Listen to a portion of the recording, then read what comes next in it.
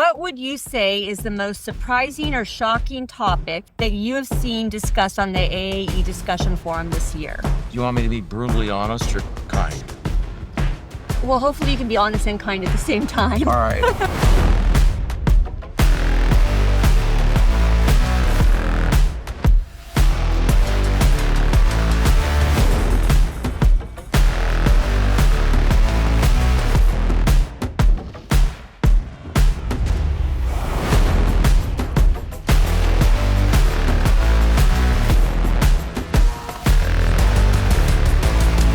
Welcome to the Ruddle Show. I'm Lisette, and this is my dad, Cliff Ruddle. How are you doing today? Pretty good. How about you? I'm doing good, and I want to thank everybody out in Ruddlesville land because we appreciate your attendance.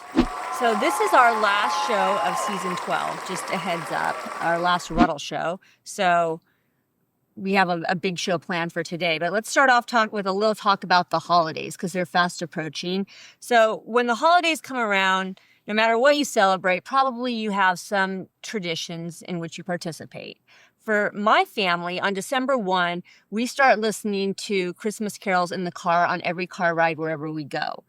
And we listen to all kinds of Christmas music, classical Christmas music, then some Christmas music that's more jazzy or funk in nature, but it doesn't matter. It has to be Christmas music.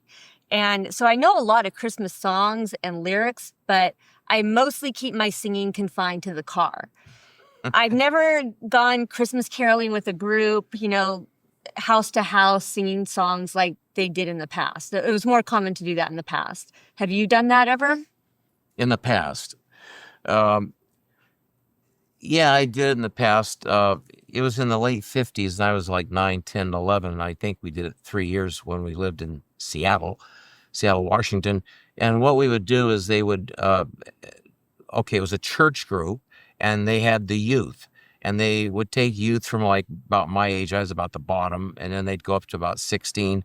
And they'd break us up into groups. We'd load into cars, and the car had a speaker on top and a tape recorder deck inside the cabin. And as it went slowly down the street, we were let out of the car, and we would be literally running from door to door, knock, ring the doorbell, whatever. And we'd put out our little can because we were gathering income money for the church and doing good at Christmas time for the people of less fortunate. So we would do all that. And then we'd come back every night about 8 o'clock. So it was about 6 to 8 because it's dark. And they would give us hot chocolate, and there were some snacks, and the ladies of the church were counting all the money. And then at the end, the grand finale, they would tell us, you were here last week, and yesterday you're there. And anyway, we did this every single day in the lead up to Christmas. And then the last 2 weeks, because we started a month early, the last 2 weeks, they took the speaker off the car. We all piled into the car. They let us out, and we went door to door in groups, and we sung. So they would open the door after we rang the doorbell, and we would be singing. So I was doing a lot of lip syncing in those days. Okay. Well, I do remember that when my kids were pretty little in my old neighborhood, they were maybe like about 8 and 10 years old. I remember one night in mid-December, it was the evening, it was already dark, and there was a knock at the door. And I thought, well, who's knocking at this time? This is rude. And so I opened the door kind of abruptly because I was a little bit annoyed. And when I opened the door, there was like over 20 people right out on my front lawn all singing a Christmas carol. Whoa. And my kids immediately ran to the door and were super excited. I actually felt a little awkward. Like you said, you put out a can. Well, I was like, the whole time they were singing, I was thinking, am I supposed to tip at the end? And I wasn't sure, but I didn't see a can.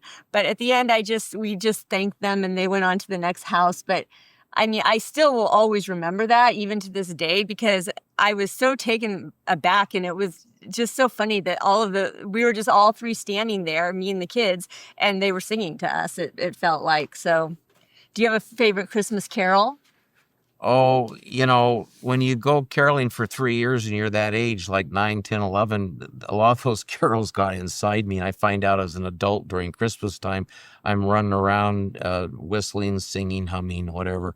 Maybe, I don't know, Oh Holy Night, secular, Jingle Bells, White Christmas. I don't know. I like a lot of them. I like basically pretty much all the carols. I would say maybe a couple I didn't. I do. What about you? I really like We Three Kings. That's one of my favorites. But I tend to prefer more of the jazz versions of these Christmas carols. But I also really like Carol of the Bells, which I recently found out was of Ukrainian origin. So that was interesting to me.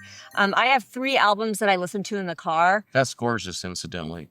Yeah, I actually did not know what the Carol of the Bells was called. And I was like, for so long trying to find out what's the name of that song that they play. And I'm like, Siri, what song is this? Whenever I heard it. If we would have rehearsed better, we would have actually sung it for the rest of the world to see, an endodontic world, so they could see kind of what it really is. But we didn't rehearse that. Well, I do have a 3-album set of Christmas songs, and it's all various artists, but it's called Santa's Funk and Soul Christmas. And I really love those, and I would maybe recommend those.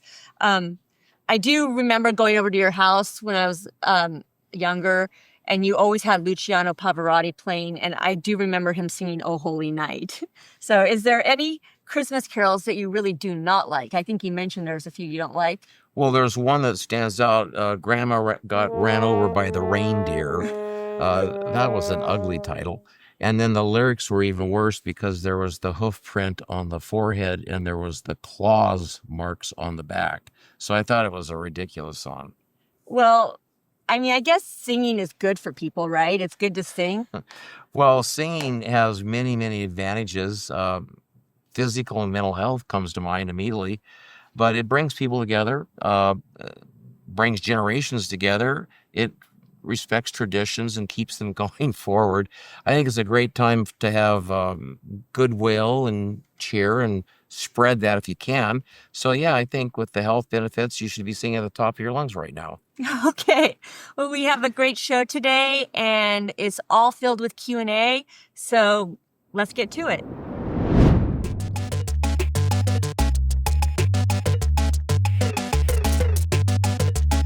All right, so we thought we would finish season 12 off with a Q&A here. And for this Q&A, we're actually going to cover start to finish endodontics. So I'm going to ask you a question about each stage of endodontic treatment. And these are from questions that we've gotten over the years. And these are questions that you've identified as being pretty important. So that's why we're going to have one question for each stage of start to finish endodontics. And so are you ready? I'm ready. Okay, so the first one is related to diagnosis. And here's the question. I know you speak a lot about pulpal sensibility testing, or otherwise known as vital pulp testing, but if the clinical findings and imaging point to a certain tooth, is vital pulp testing really that necessary? I think it is. We like to have 2 or 3 things to condemn a tooth endodontically, so we have permission to either say extract the tooth or try to salvage the tooth. So always our job is to do, we would like to place the pulp through the vital pulp testing. We'd like to place the pulp on this continuum that ranges from health to necrosis. And then, of course, there are reversible conditions. If you get a restoration of a recent filling, you're going to have cold maybe, but it loops back towards a higher state of health. If we get on the wrong side of the line, it's a progressive march down to gangrene necrosis. So this, on this side of the line, is either extract or do root canal treatment. So I like to do vital pulp testing to put the pulp on a continuum. It would probably have more importance if I showed you a simple case. This patient presented with 2 separate, distinct, and unrelated problems. So they had tremendous heat sensitivity, heat and pressure, and then they had cold sensitivity. And when I say cold, severe cold lingering for over a minute. So this tooth, when we put a rubber dam on it, I wouldn't have thought to do that normally, because we always say pulpless teeth don't feel hot or cold. There's no nerves. There was a missed canal. So when I have the photos, you might have seen it in another presentation at the time, but when you open this one up, there were 3 orifices filled with gutta percha, but pus was coming out of an MB2 orifice. This one, when we put cold on it, elevated the patient out of the chair. So one reason you do pulp tests, if you just did films, you'd say, well, gee, there's a definite lesion there. That's the one we should work on. Oh, it really hurts the percussion. So let's do that. Well, that's exactly what this endodontist in Los Angeles did. And when I saw this lady, this tooth was severe to pressure and heat, and this was cold. And the treatment was you have to end up doing both teeth. So that's an example. Just one case doesn't make a rule or a theorem, but it does start to, let's say, we should reproduce the patient's chief complaint. Pulpless teeth, teeth with endodontics will not feel hot or cold, but there are a lot of times adjacent teeth that we can learn more about the patient's condition. So I really believe I like to do that, and I don't like to be surprised. This patient was very surprised that there was another tooth, but when I had her hold a hand mirror and I put the ice on this tooth, she said, that's it. So the heat was over here. So that's one reason you might want a vital pulp test. Okay, so it kind of helps you tell more of the story. Yeah, I think it gives you a more complete story. And then you mentioned something about they have films. Okay, so do you see the lesion? This is a regular periapical film. It's well angulated. We can see everything. But if you look back now, you might say, well, maybe. But in the axial slice, there's a huge blowout. If you do the sagittal slice, there's a complete invasion. Maybe not quite to the pulp yet, but you can begin to see CBCT shows us things we can't see on a normal film. And then with the vital pulp testing, you can pulp test this tooth right here. It tests normal limits to cold. So that's an example where cold probably wouldn't have revealed the problem. Advanced imaging did. Okay, so the next question is related to access. I often have trouble finding the canal orifices on the pulpal floor. What are some tips? Well, what are the tips? The tips are know where the canals are, know your anatomy, or I should say the old axiom, know thy anatomy. But your influence of finding canals is going to be directly influenced by the size of your access cavity. Whether you have microscopes, magnification glasses, loupes, transillumination, all that, it's going to be completely dictated by can you get in there and see. And so when you think that we make them a little bit bigger, this is a Ruddle access that I work with. We've got literature to show that it didn't really reduce the fracture resistance strength of the tooth by having a bigger access. What mostly identifies it is if the fillings go over the marginal ridges. So basically make a good access would be my first tip, so that you could actually use these kinds of ideas. And I'm not going to read these back to you, but there's a sentence or two I could say about each one, but I just think you need to understand there's probably 14 things at least, and I don't even have 2 things on this list that I'm thinking of right now that are new since I made the list. So if you begin to think about all these things and use those things in conjunction with the complete access, you'll find more orifices. I think you did a segment on a past Ruddle show where you went over all of these in more detail. Thanks. So check out that if you want to know what each one means. So that's basically, if the question back to that, how do you find canals and what are some of the ideas? Well, it's not just read this list. I had to start with, you better have a good access. Okay. The next question is related to glide path management. So I can't get to length with either my manual or mechanical files. Should I just start shaping with the hope that as I work, maybe the issue will resolve itself? Well, I always said on stage, my whole life, hope is a concept. It's a religious idea. It's in church. You don't want hope in the operatory. You want reactions and results. So I would have to say, this is, the question. I'm trying to get to length and I can't. And I'm abusing this file. I want everybody to know this is not Ruddle working the file like Ruddle would do it very gently, like a breath of fresh air. This is abuse. I'm telling you, it won't move. So what's the trick? The trick is very simple. Remove canyons of restrictive dentin. Come in here with something like in the ProTaper Ultimate family or ProTaper Gold, you have an SX auxiliary shaper, and look at how quick this is. I counted last night, I think it's about 28 seconds. You'll have the entire body of the canal, the coronal in the middle 1/3 opened up. not using this any deeper than where the 10 file went, but by just removing canyons of restrictive dentin and flushing it out, guess what? We can take the same file, stick it in the same orifice, and with no other work, slide the instrument to length. And you'll see it come right out the end of the foramen. And it's, hello, there it is. So one of the tricks, if you can't get to length, is pre-enlargement. There's other ones too. Once you pre-enlarged, would you maybe also want to be taking additional radiographs, like for clarification, like as you're working until it's for surely known? Well, when you get to this point, and I'm obviously on the bench with an extracted tooth, you're either going to take an x-ray to verify your position in the tooth, or you'll use an electric apex locator. Okay.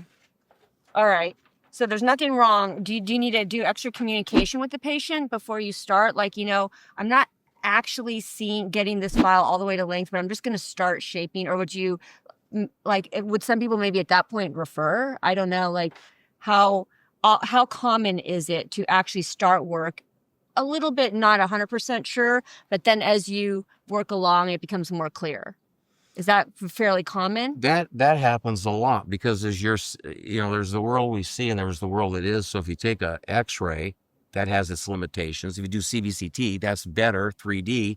But a lot of times that's great information, it's useful. But when you sit there chairside, you encounter things that you don't encounter on a film. So imaging is useful, but a lot of times you can work through things as they go. So I wouldn't chide a doctor who said, Cliff, I was trying to get to length, I couldn't, can I refer it? Because I got a lot of cases referred that way. So I said, may your reach exceed your grasp, try the case.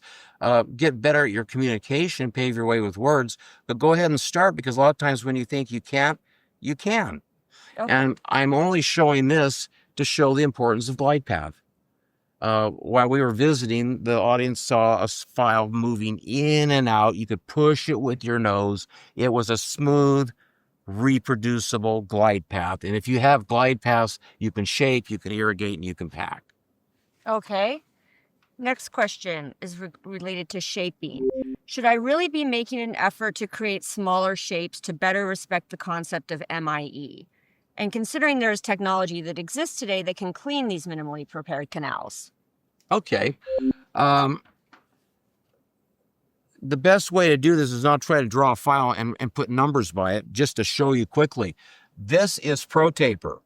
This is a regressive taper. This was launched in 2001. So about minimally invasive endodontics, we were already respecting it 25 years ago. So if you look at that same file and it doesn't have a regressive, it has a fixed taper, you can compare look at this, 1.5 compared to about 1, 1.2 compared to about 9, 90 compared to about 80. It's a massive difference, and that is minimally invasive, but we don't give up our deep shape. We don't give up our deep shape because the front end is basically the same. So let's look at this, minimally invasive. So we're going to get great shape up here, great deep shape. When can you pack? When you can fit the cone. When can you fit the cone? When you got the shape. So we're not disinfected. We still have pulp in here, but look at what we can do. We can have a smaller body like I just showed you, still get the deep shape. And then we have deep shape will give us many advantages. So you have 3 finishers. These only work primarily in their apical thirds. So basically, deep shape is going to allow you what? Boom, greater fluid volume. If you look down here, a 2508 compared to a 2506, just compare them. There's 19% more volume in an 8% tapered canal than a 6% tapered canal if we freeze all the other variables. So deep shape is where most of the anatomy is. Other examples of advantages, you have better exchange dynamics if you're using active irrigation.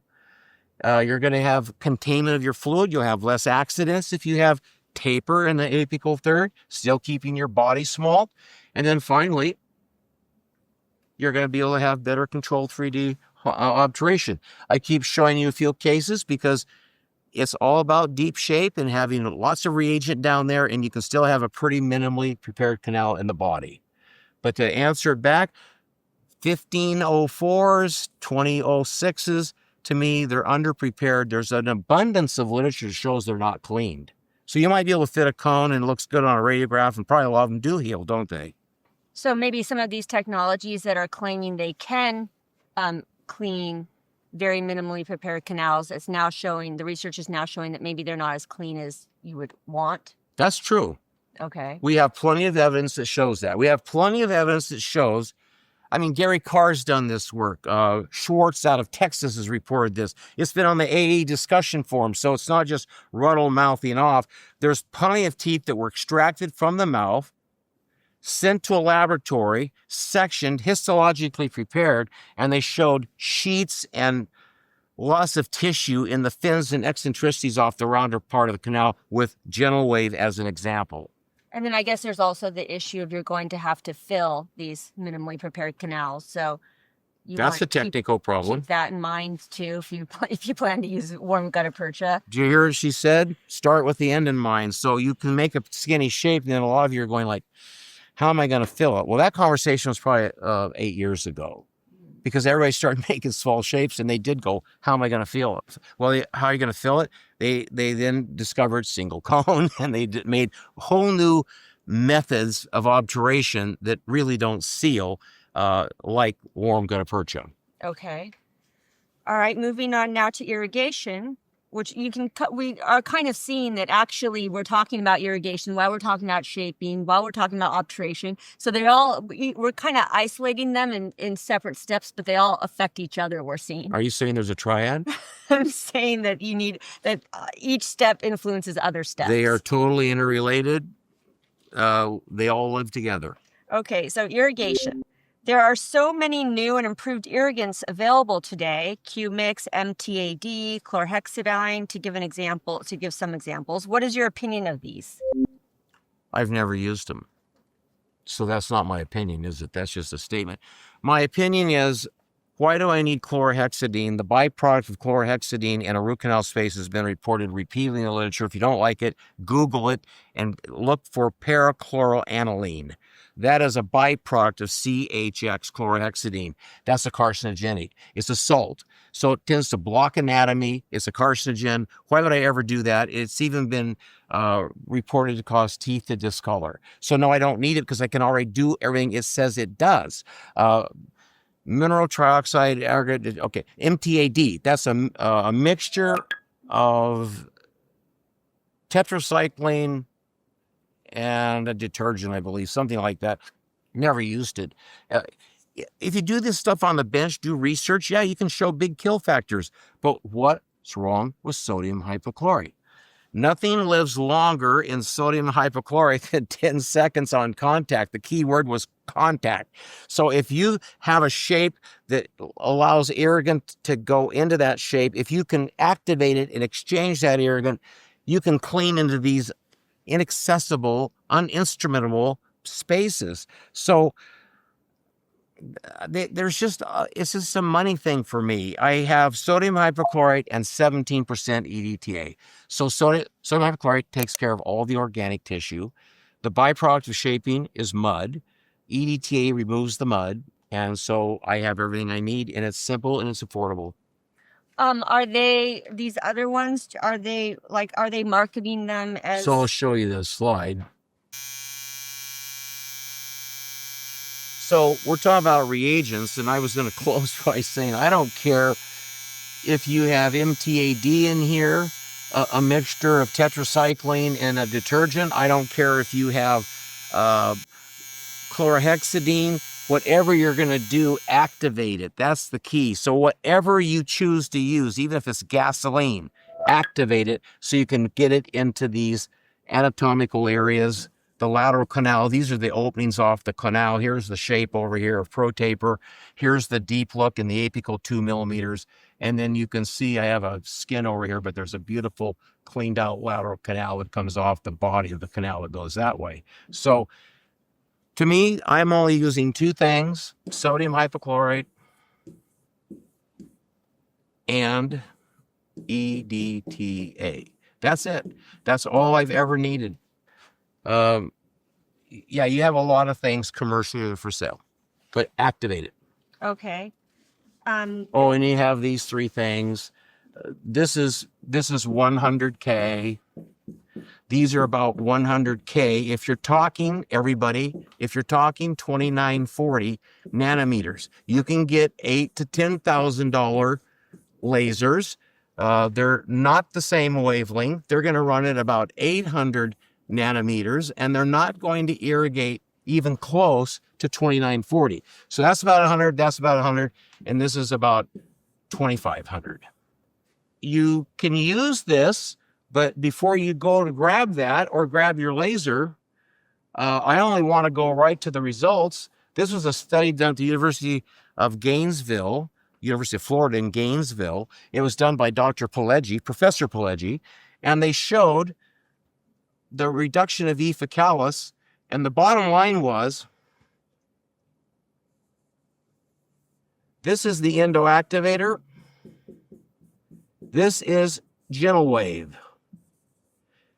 And if you read further, the endoactivator and the gentle wave in removing from the mesial canals and isthmuses of the mandibular molars. So that's where they did it on tough teeth. And there was no significant difference between the two technologies. So I keep hearing about superior, right? We talked about superior technologies. Are they superior? This is a neutral peer-reviewed research paper, and this was given at a presentation at the AE. I just took a grab off of the slide so you can see that gentle wave was 89, endoactivator is 91. Well, statistically, that's not significant, but we're a little better. And so the conclusions were quite good. So and I see in the conclusions they used EDTA and sodium hypochlorite, not any of these other things. I wasn't going to do this, but you got me started. We would never advocate this kind of a shape in my world. So I'm saying the endoactivator worked in a 1504 hole. That's crazy. I didn't even think it would work. That's the methods. That's the methodology. The other thing is backwards. You always, okay, they did sodium hypochlorite for 1 minute, and then they followed, the key word is followed by 8% EDTA for 30 seconds. I'll get this off so you can see it. You always use the EDTA first, not second. EDTA takes off the smear layer. EDTA opens up the lateral anatomy. EDTA allows your sodium hypochlorite to penetrate where it couldn't go. So this was something I would call didn't follow the protocol. This didn't follow the endoactivator protocol that is well known. And even with all those issues, it's about the same technology. So to summarize it for me, there's lots of reagents. You don't need all of them. You just need a couple. I've said them. And I think the main thing is agitate them. And I got into a little sidebar with agitation because you can do really expensive stuff or you can do cheaper stuff. Look, lasers, I'm not condemning lasers because lasers have multiple applications beyond disinfection. That could be an excuse or a reason to buy a $100,000 technology. Gentle wave is a one-horse pony. It disinfects. All right. Yeah, okay, yeah, I just brought that up because I noticed that in the study they used the EDTA and sodium hypochlorite, not any of these other ones like the Q mix. That's right. Okay. All right, so now on to obturation. My obturation technique is warm vertical condensation, but I am not seeing nearly as much lateral anatomy as I would like. Why do you think this is, and what are some tips? Okay, this is from, I consider him a friend and I've never shook his hand. His name is Dino Hajniak. He's from Croatia. Dino, it's Ruddle here answering your question live. I'd like to go to Croatia. Have you seen where it is? It's just across from Italy. Pictures, yeah. Must have beautiful beaches and stuff. Anyway, you said that you'd like to see more anatomy, and could it be something to do with obturation? Like Lisette's been saying, the triad, the shaping, the disinfection, the filling, it all goes together. So here we go real quick. So I'm trying to go down the canal. We've already talked about this in pre-enlargement. I can't go any further. It's just blocked. If you looked over here, you kind of say, well, yeah, I see a system coming down to about here, but I can't see it after that. So one of the tricks that we've talked about is what? Pre-enlargement. Notice how there's more space in here than you can see here. Here, the dentin is right up against the file. No matter where you look, that file's really, I don't know if it's binding, but it's snug. It's snug. All right. So just by getting this thing opened up, I can put a little curve on the file. Listen carefully. I can pass the pre-curved file through the pre-enlarged canal. It will arrive in the obstructed area curved, and now I can begin to feel. And I can explore that, and I can explore the other branch that's more apical, and we'll just keep going, Dino. So I can now fit a cone quite easily. Just fit one cone, get on that with heat and pressure, down pack right into the apical third, out with the anatomy, and there's the post-operative film. So I sometimes don't see enough anatomy on post-operative films. You're thinking maybe it's my obturation. It's logical to think it would be obturation. But from what we learned from Lisette and what I've been preaching for my whole career is it's not just as simple as the obturation. A lot of the anatomy is blocked on the first or second file. I will do this just quickly. If you try to move a tapered file, so this is a tapered file, and you're trying to move it down, it's cutting dentin. There's pulp in here. So you have a cocktail. And you have a cocktail of dentin, pulp, debris, bacteria. You're pushing that debris laterally into the uninstrumental portions of the canal, into the dental tubules, into the lateral anatomy. So you're thinking maybe it's obturation, but as we just saw, maybe it has more to do with what? Going back a couple steps and having that shape right so you can flood this thing with reagent, exchange that reagent, and now you have the chance to fill in anatomy. You know, we can stop right here if you want to, because we were going to do resto. Our questions were start to finish endodontics. Resto's well, not... I think our question kind of is like the end of endodontics, so I can hear you do All it. right, then we'll do a little bit more. So just to close out on this question, if you're not seeing lateral anatomy, maybe your problem is not that you need to press harder with your plugger to try to really force the gutta percha into the lateral anatomy. It might actually be a shaping issue where you blocked it when you were shaping and you never cleared it. That's exactly right. And so don't go to single cone. Don't change your sealer. Don't panic. In other words, a lot of times something doesn't happen in life, like you just said. You're thinking it's a packing deal. A lot of people will dance to a new technique because they'll think, oh, it's just, this will be better. So would you be irrigating more often, like like after every file? Do you irrigate? Is that how it goes? I irrigate after every file and they dump a 3 cc syringe, but I didn't want to get that technical. I think the main thing is get this thing opened up, get the dent out of the way. Now you have a big reservoir here that's flooding the root canal system, and that can start to work laterally. So maybe with better irrigation, then you might see more lateral anatomy. Yeah, and to get to better irrigation, shape it a little earlier. Okay, so the last question. So I just finished endodontic treatment, and I'm sending the patient back to the GP for a crown. This is from an endodontist. What steps do you recommend I take to protect my work, satisfy the patient, but also not infringe on the GP's restorative plans? So what she's talking about is early on, you know, like we've done segments, whose job is it? Well, to me, there's a massive blowout carious lesion, and we can sit here and scratch our head all day, but at some point, somebody's got to go in here, take out the filling, clean out all the caries, and see what's left. And right here, you'll see there's a little pulpal exposure, there's a little bit of hemorrhage, just a little nick into the chamber. Maybe Beth Damas would say do a pulp cap. Maybe I would say today do a pulp cap because they're totally asymptomatic. It was normal limits to cold, but in that day, when I saw the pulp, it meant endodontic. So we went ahead and did a wizard's wedge, put a band around the tooth, and we want to build these teeth up so I can go back through the tooth. You can see kind of a swath through here that I've made. You can see another swath, I think, kind of in here. So I've built my tooth up. I have a nice full tooth. Now I can isolate. Now I have reference points because I have an occlusal table. Now I have a chamber to hold reagent. And now I can go ahead and do the MB1 and 2. Notice the curvatures here. It's quite fun. Anatomy going this way, anatomy going that way, and the palatal. But I think it's huge pre-treatment. So that's one of my, But yeah, you started doing the build-up pre-treatment, yes. whereas I think there's still probably a lot of clinicians that don't do a build-up pre-treatment, and then maybe at the end they think I need to do a build-up to send it back to the Yes. GP. What she's saying is a lot of you will put cotton rolls up in the vestibule. Okay, my producer's going to ask again, but there was a Scandinavian paper. We don't even have to go to Scandinavia. I asked an audience live in Los Angeles. I had 1,500 people in the room. It was the Western Dental Society. And I asked the audience, how many of you are using a rubber dam? I have a whole story. I'll just go to the end.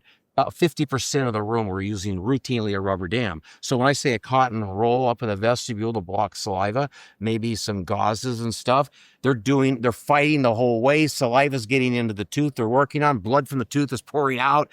People go, God, it tastes like Clorox. And you go, it's much like Clorox. That's a joke.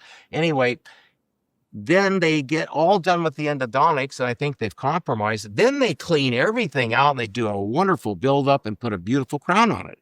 So I would just say get to it a little earlier to make life easier and more predictable.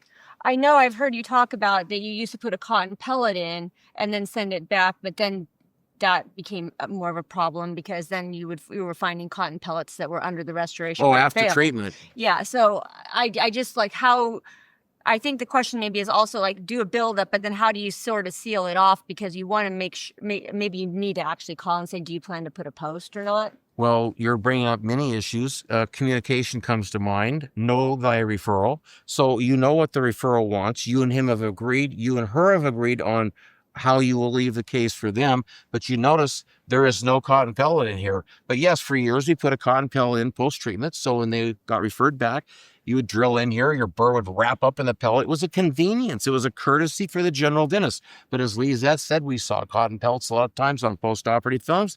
So that was like a wick or a sponge in there. We didn't like it. So we started taking advantage. And a lot of times, I didn't do it in this case, but a lot of times I'll stub like an MTA type material over these orifices. I'll backpack just a little bit shorter. I'll stub a little bit material in here.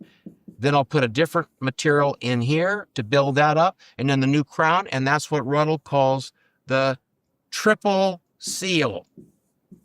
The triple seal.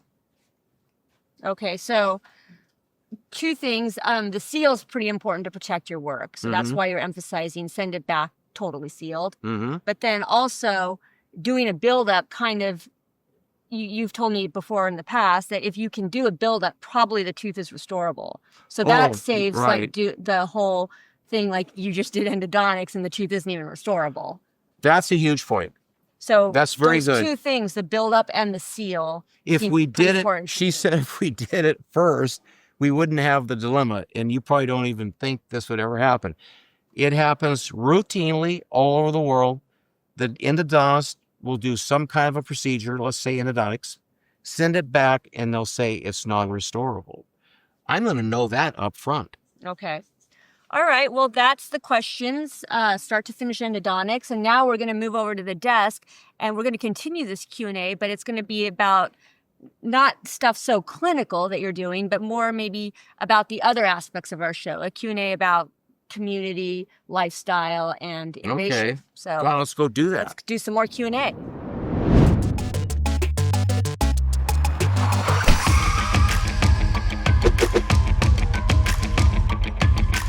Okay, so hopefully most of you enjoyed that clinical Q&A that we just did at the board. Now we're going to have, for this Q&A, as you can see from the graphic, we'll have more of a lifestyle, community, and innovation focus. And this is kind of just you reflecting back on the year since it's coming to a close soon. So are you ready for this Q&A? Set to go. Okay, so what would you say is the most surprising or shocking topic for you that you have seen discussed on the AAE discussion forum this year? Do you want me to be brutally honest or kind? Well, hopefully you can be honest and kind at the same time. All right. You know, we all have failures, so that's a given. I have failures. You have failures. I don't know. She ever had an endodontic failure?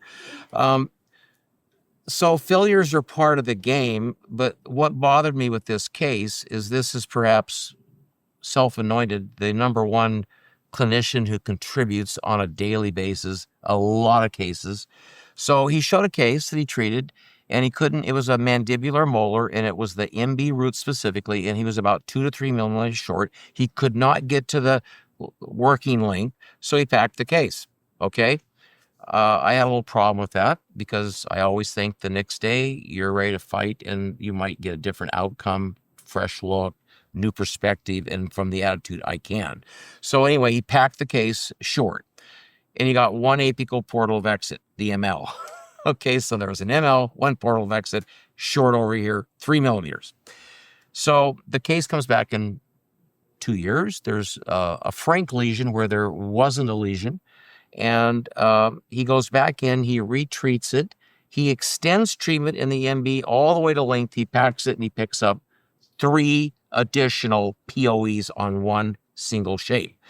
So I thought that's cool, he used to say in dental school, nice recovery. So that doesn't really happen in some offices because if I'm short, I think I can. And if you think you can, you can. If you think you can't, you're right.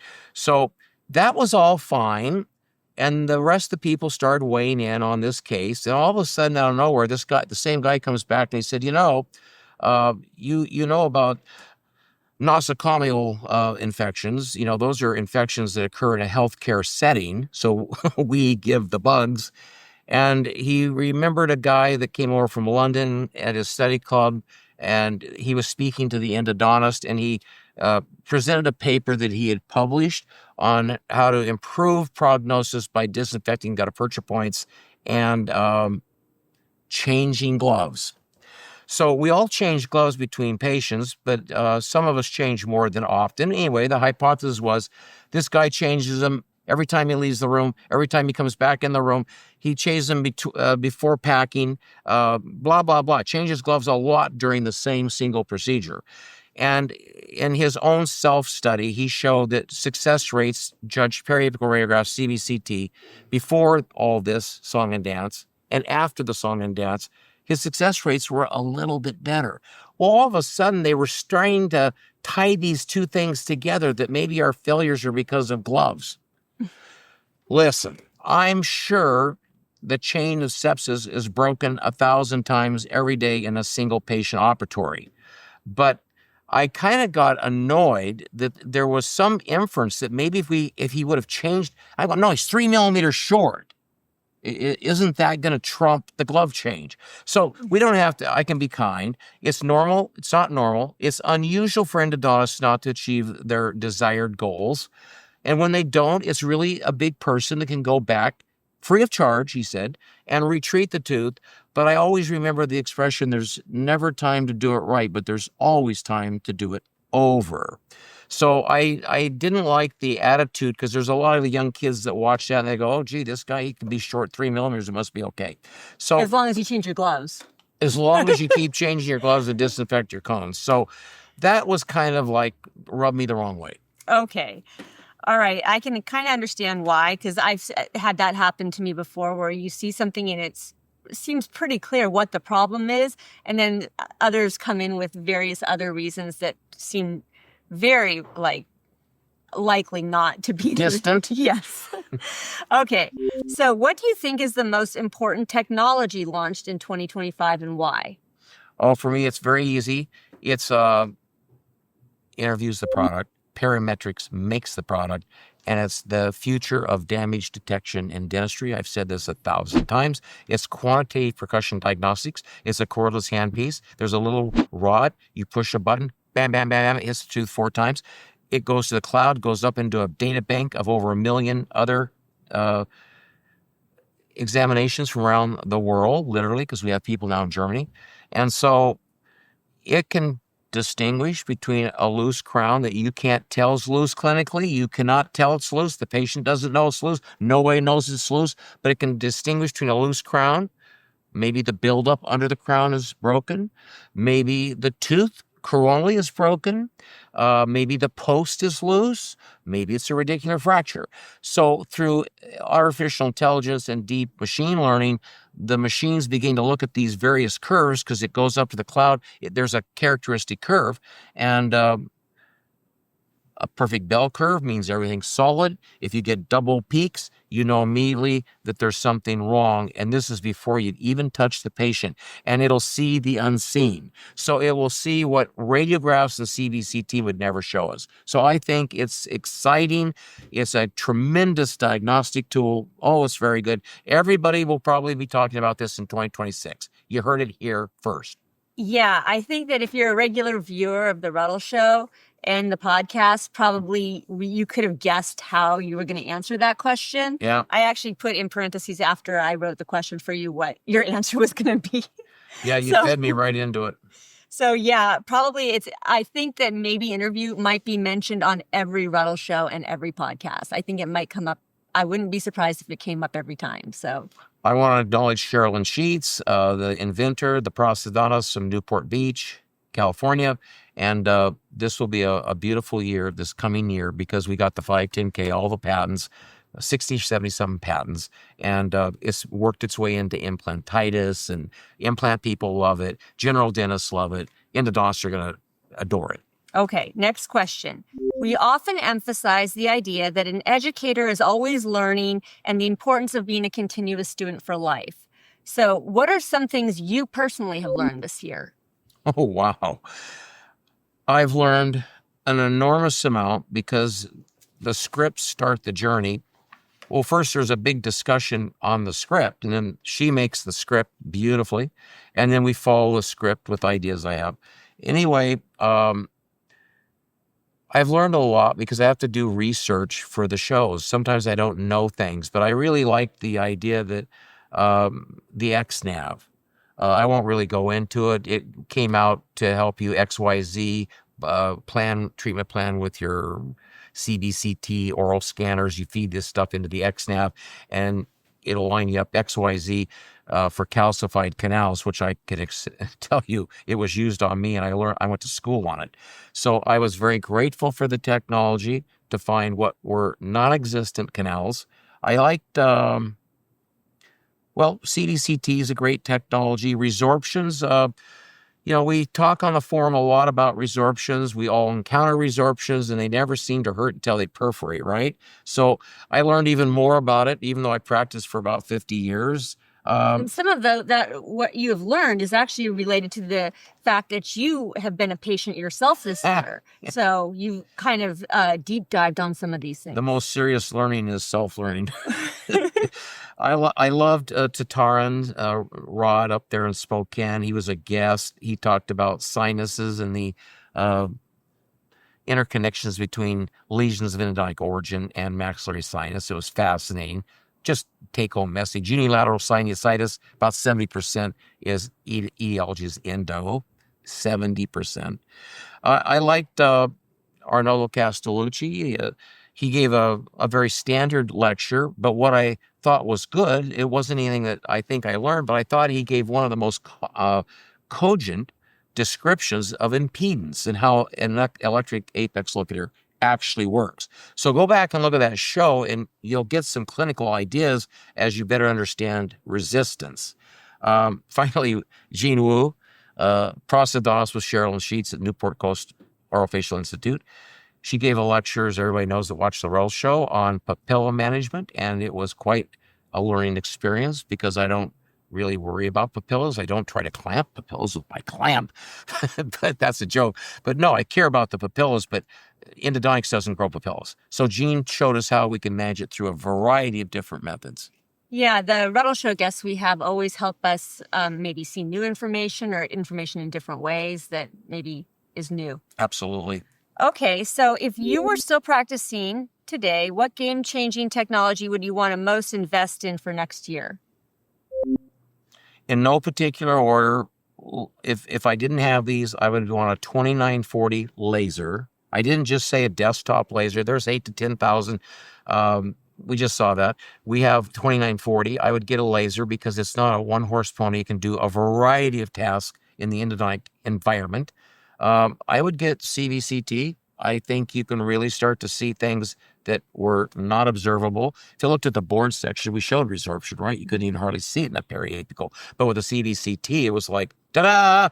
And then I think the drums even played. And then I think you would want to have the interview. Okay. All right. So now let's look at some of our Ruddle Show segments. Maybe the endocator, Randy Cross, Dr. Cross, maybe the endocator. Okay. So talking about our Ruddle Show segments this year, there's been quite a few lectures you've done at the board. What would you say is your favorite board segment you did? Well, I liked show 1. It was pre-treatment, and I liked it because so much of endodontics, they talk in sports going downhill or you're going uphill. Going downhill means it's going your way or it's stride momentum. If you do pre-treatment well and set the tooth up, you're now practicing downhill.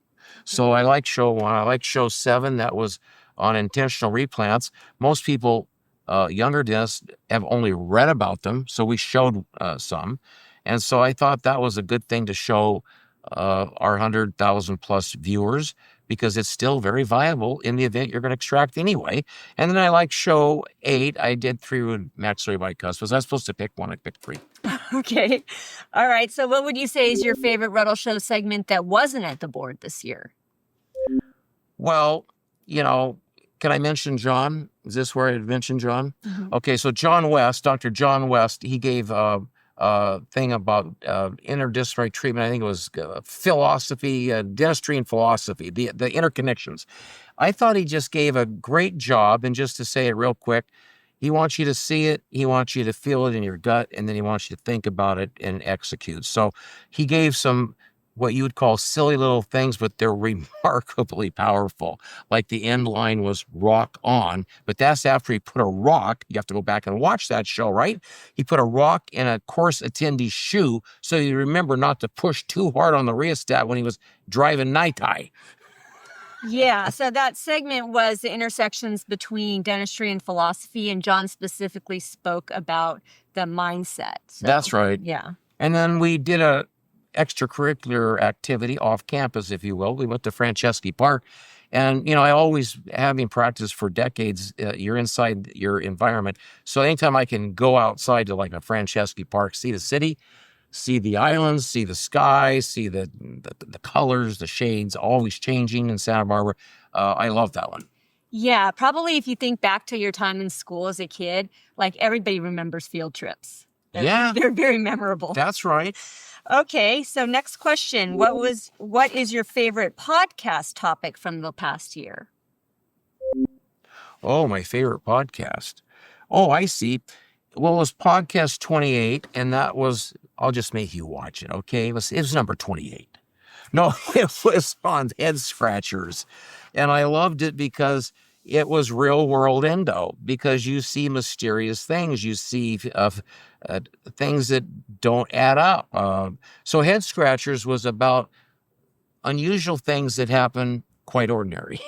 Okay. All right. What is one of the best articles you read this year? I'll read it to you. It's a long title, but it was from Yafeng Ren. He's a professor at the Eastman Institute in Rochester. That's Rochester, New York, for international people.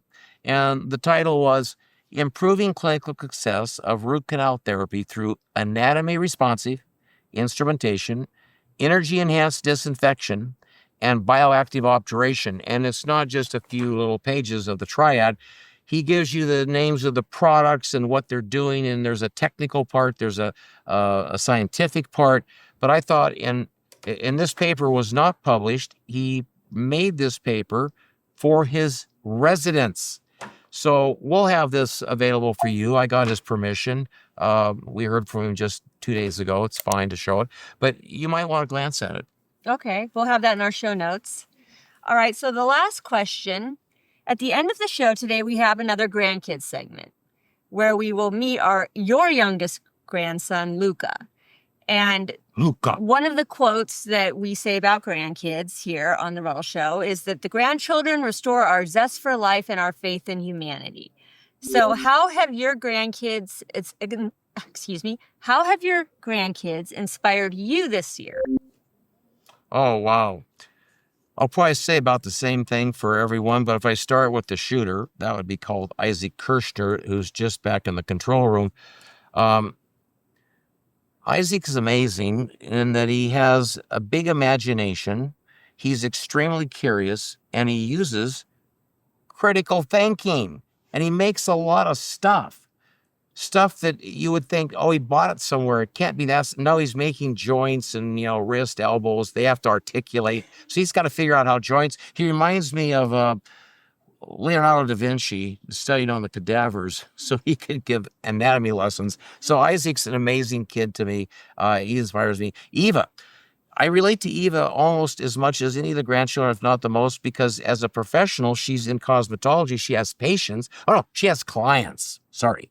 I have patients. You have patients. She has clients. Aren't they the same? It's taking care of people. So she has fabulous hand-eye, and so she can make people look their very best, put smiles on faces like you put out pain, and it's joyful. Patients think it's a miracle, and you say, no, it's ordinary. Do it every day. So Eva's terrific. Noah, what can I say about Noah? I think he's the tallest grandkid, and he's strong, healthy, smart as a... look, he's on the Campo de Santiago. Okay, Campo Santiago. Everybody in Europe knows this. He's taking that pilgrimage out to the sea. It takes several weeks. He's on his own. He's got a little knapsack, and I'm learning a lot about these, I call them hostels, but where you can come in and stay a night or two, and you can get a breakfast or a dinner. And the photography he's taking and sending home, I'm really, really proud of him. He's going to go far. He just doesn't know yet exactly what he's going to do, but it's going to be very special. And Sophia, well, this is now, it must be a family contagion, because Noah went on the Campo de Santiago. She just came back. Sophie just came back from the Pacific Crest Trail. That was a 4-month expedition. And that was 4 months alone in a tent at night. So she's carrying 40 pounds. And she started close to Canada. She ended up at the actual border, Mexico, United States. And, the experiences I can't go into, but I think her determination, I think her willpower, and her can-do attitude is going to serve her well in life. And then Luca's going to be our guest. Maybe we'll just keep it short. But Luca's the last kid in. He's number 5, almost ready to catch his brother in height. But he was an amazing soccer player, and now he's an amazing tennis player. And I'll just say in closing, I've had the chance to watch him hit, because I don't see him hit. A lot of these tournaments are out of town. They have to fly somewhere. I can't go on all those. But I've seen him hit at the club here in town against professional people, guys that are on the circuit, and the sound of the ball off the racket is string music. Okay. So he's an incredible kid. Okay, yes. And so that's it for this Q&A, but we're going to close the show with some questions for Luca, who's going to be joining us for the great. Grandkids segment. Is Luca on the set? I don't think. Maybe he's going to arrive shortly. All right. Okay, well, that's it for this segment, and moving on.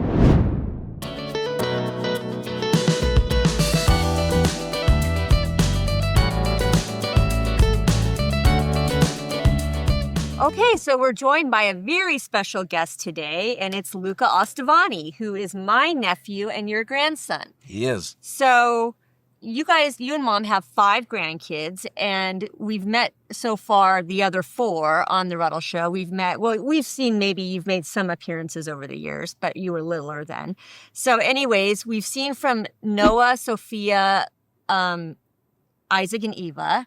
And now today we have Luca. And the topic today is going to be mostly tennis, right? Yeah. Okay. So are you ready for some questions? Yeah, let's do it.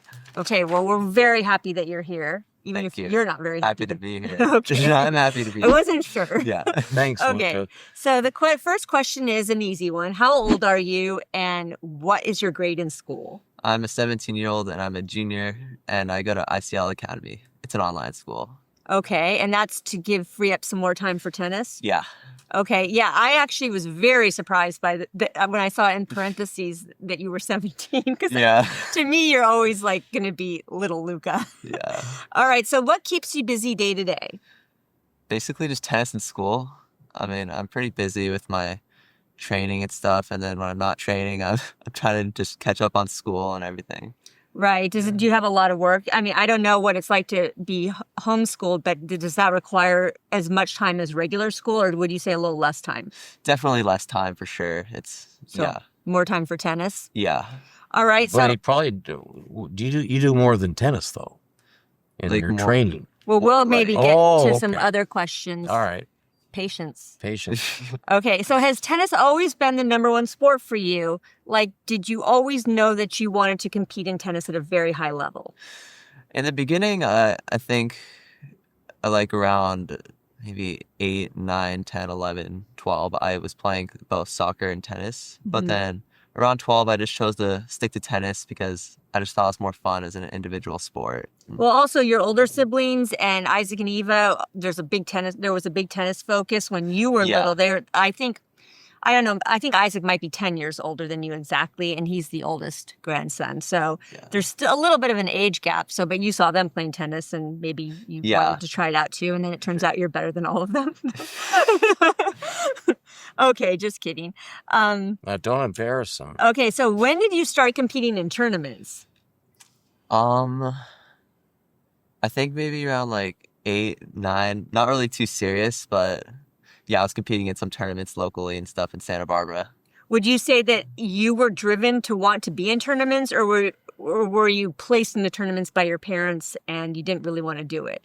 No, I was really passionate about tennis and I wanted to compete, but yeah, I was also half and half with soccer as well. So, but now I definitely take it more seriously than I did before. So, Okay. Because I know whenever I tried to sign up Isaac or Eva for a tournament, well, Eva especially was very against it. And yeah, you actually happen to have the same birthday as Eva. So, but she hates tournaments and you love them. Okay. So you're traveling a lot now for some national tournaments, right? yeah. Where have you been? I've been to Florida a couple times. I've been to Oklahoma. I've been to Michigan. And now later this month, I'm going to go to Kansas City for another tournament. And that's an indoor one, right? Yeah, indoor. That's my first one. So have you played on any indoor courts at all so far? I've probably played like an hour total in my life indoors, Uh-huh. but basically no, not really. Yeah, I'm wondering at least you won't have to worry about the sun in your eyes, but I don't know the light situation. If like, Yeah, we'll see. Hopefully it's not too dark in there. okay. Do you prefer singles only, or do you also play doubles? Well, singles is my top priority, but I still, for the camaraderie and stuff, I like to play doubles. It's also fun. Would you So- say that playing doubles helps your singles and vice versa? I think a little bit. You also get to be on the court more and stuff. So Mm-hmm. like when you're at a tournament, it's like if you want to get used to the courts and like the place and stuff, it's good to have like more reps. Do Basically. you have a regular doubles partner that you usually play with, or do you play with different people? Nah, I feel like every tournament I play, it's with a different player. Okay. Yeah. Well, at least you're good enough that other players want to play with you. Yeah, I guess that's true. Okay, so what is your current ranking? And this, I see the answer here that your mom wrote, and was very impressed. Yeah, I think I'm top 150 in the nation for 18 and unders. Wow. And in Southern California, I'm like top 20. Well, Southern California is one of also the top It's a hotbed. Yeah. regions. Top tennis. region, yeah. Yeah. So that's really excellent, Luca. Thank you. I also hear you are labeled a 5-star college recruit. Yeah. Are you interested in going to college? I'm not sure yet. I'm just trying to weigh my options and see what the best fit would be for me. But I'll most likely take a gap year after high school to give myself more time to choose. Right. Yeah. Is there any college or university that maybe stands out to you as you would maybe consider going there if it was available? Yeah, if I went to college, I'd probably want to stay local, go to like UC Santa Barbara, Mm-hmm. just because it's like 20 minutes from I think they house. have a pretty good tennis program there Yeah, too. it's getting better for sure. Okay, so back to training. So how many hours would you say per day that you're on the court? Because I know that your training is not only just hitting balls on the court, right? Yeah, for sure. Probably just on the court though, it's depending on if I hit once or twice, probably 2 to 4 hours. And, Okay. Yeah. Plus the off court stuff, the strength, conditioning, stretching, everything. And tell us some more about that. Where do you do that? I do it in the room, like right there. Oh, I mean, yeah. the gym in the studio. Yeah. So our also studio outside as has well. a multi faceted operations. So there's a whole gym back behind on the wall there. So Yeah. yeah, you're going crazy in there. Yeah. So what kinds of cross training do you do? A lot of strength training and a lot of stretching as well to just keep my muscles and body healthy. And also starting to do some more conditioning training with sprints and just running and stuff like that. What about any dance? Are you interested in doing dance? You always hear about athletes that Yeah. that also do dance because of balance and coordination. Yeah, I haven't gotten into that. Your brother haven't did. thought about it too much, really. Noah did. Yeah. Yeah, he's just that's started true. doing some dancing. Yeah. Okay, now recently you actually received a sponsorship, right? Yeah, I got a sponsorship deal from Yonex for rackets, shoes, clothes, strings. Yeah. Did you already use those products? I used the rackets, but I haven't used the clothes, shoes, and strings. So I'll probably switch over to those as well. Right. Yeah. What about the shoes? Do you think The they'll shoes be are a good comfortable. pair? Yeah, I tried them. They're pretty comfortable. Okay. Kind of like Asics that I wear right now. Okay. Yeah. That's very neat. Yeah. Okay, so outside of tennis and training, Yeah. do you have a life? What do you do to keep busy? Well, normally my day-to-day, I'm pretty busy when I'm not playing tennis at school and stuff. But I like to go to the beach, go to the movies, and also just hang out with family and stuff. Okay. Okay, here's a tough question. What is your favorite meal to eat and your favorite dessert? Ooh, probably pizza, and then dessert, An apple. maybe like apple pie or something. Oh, apple Yeah. pie. Yeah, close. Really? Maymay's apple pie? Yeah, for sure. Okay. It's getting to be that time where she's going to be making some pies, so. Yeah, looking forward to that. Okay, so and then I have this last question here. Where do you see yourself in 5 years? Probably either at college or on the pro tour or something, but hopefully tennis at a very high level. I see myself in 5 years at Wimbledon watching you play. Yeah, hopefully I see myself there. Yeah, you're looking at probably the future #1 men's tennis player in the world. So just remember you saw it here first. Yeah, hopefully. Yeah. Well, do you have anything else you want to add? Um, Or do you No, have I any think that's- questions for that's Luca? it. Well, it's been impressive watching his journey. And I remember when he was a little toddler and the racket was longer than he was. So I've kind of just watched it all go along and develop. But like I said earlier, before he was here, I got to see him hit a couple times with some pros up at the club. And I mentioned the sound off the racket. So the game has really developed. And we'll see what happens. But the good thing about Luca is he's not really thinking about that. But of course, he's envisioning it. He's making a pathway to connect the dots. But he loves the game. And his coach told me one time there were 4 buckets, all technical stuff. But he said there was this 5th bucket. And I said, what's that bucket? Because he's got all the technique. He said, it's the bucket that's got to be brimming over with love. And Luca loves tennis. I mean, he eats, breathes, and sleeps it. Nobody has to poke him. He's ready to go. Yeah. Yeah, and just talking with you just briefly before we even started the shoot, it's impressive just how grounded you seem with everything, and the humility's there too. So, but you're really a star. So Thank you. it's very inspiring. And we talked about how you were inspiring him and the other grandkids inspiring him all year long, and you inspire me too. So Thank you. all right. Well, thanks for Well, I joining. have one thing. Okay. He did say something at his graduation from Montessori, and I think of it all the time. Would you tell the audience? Because it could help an endodontist. Yeah. It really could. Yeah. It's good, better, best. Never let it rest until your good is better and your better is best. Okay, excellent. And we'll end that with we'll end season 12 on that Yeah. great quote. So thank you. Thanks, and Luca. Thanks for Thanks for joining. having me, guys. Yeah.